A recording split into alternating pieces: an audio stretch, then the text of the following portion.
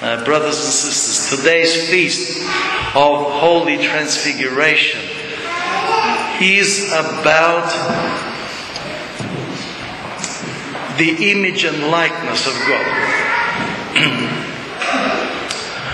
Because the Holy Fathers explained that Adam was created according to the image of Christ. He is the perfect image. And today, in today's feast, he shows what image and likeness is about in shining with divine light, uncreated light, before his apostles, Peter, James and John. And through them, we know about this. What is the difference between these concepts, image and likeness? Well, the Fathers explain that image are those things which cannot be taken away from human beings, no matter how they live. They may be diminished, but they are never totally disappear. These are things like our mind, our intellect, our free creative powers, our ability to be dominant over nature. These are some of the aspects of what is called the image. Likeness, however, is a dynamic closeness which indicates the willingness of that free will to travel towards God. So, likeness is about a moral purity, it's about holiness. And that cannot be attained without purity, because sin is that block between us and the light of God. Blocks out the light. It's like a darkness within us. So, how do the Fathers understand what is purity? What is meant by it when Christ says, "Blessed are the pure in heart, for they shall see God"? Who has the pure heart? Well, I'll give you quotations from two great saints, Saint Isaac, the Syrian, and the 6th century and the 4th century great saint Macarius. They say that the first one, Isaac, says, purity is a heart that is merciful to all creation.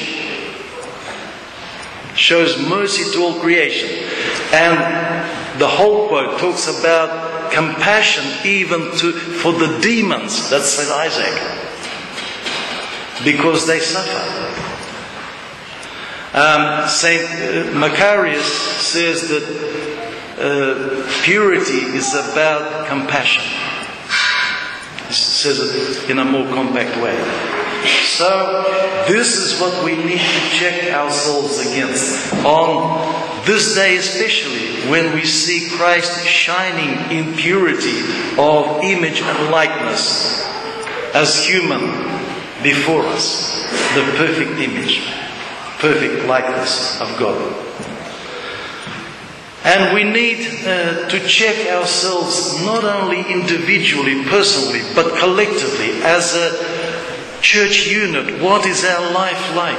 The life of our family here. Because, it's so easy to create a lifestyle and think that we're good Christians. And in fact, we're not. We may not be. I'll give you a translation from a wonderful writer of the 20th century, a great confessor of the faith who spent many years in concentration camps, the Russian writer Sergei Fudin. This is a large article of his about Dostoevsky. And he writes,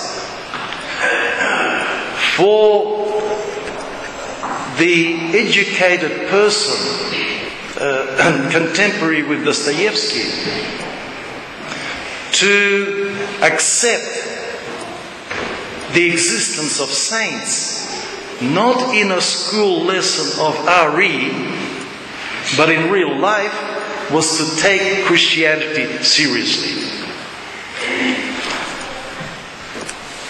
But not just some colourful and perhaps even a touching addition to some important state matter, such as saying a malevolent prayers before the foundation laying of a state bank, for instance. Okay? See? We can be all puffed up about, the importance of what we do in church collectively, and it can be all rubbish. If our heart is impure, if our heart doesn't see Christ, if our heart is full of sin, because when we check ourselves about purity according to that definition that the saints give us, we find that we choose whom we like and whom we love. Okay? So we love those whom we like. Right? Which it talks about a passionate attitude. Okay? I like you because you're pleasant to me. You say nice things to me. Therefore, I like you. Alright? But I don't like another person who's brusque and rude to me and so on and so forth. And yet, the saints were compassionate, not only to unpleasant people, but even to the demons, as St. Isaac writes. So what does it say about, our life, our Christian life? I'll stop there and let us contemplate the image of Christ and say to ourselves, how much am I like Him? How much of that likeness of God is there in me? And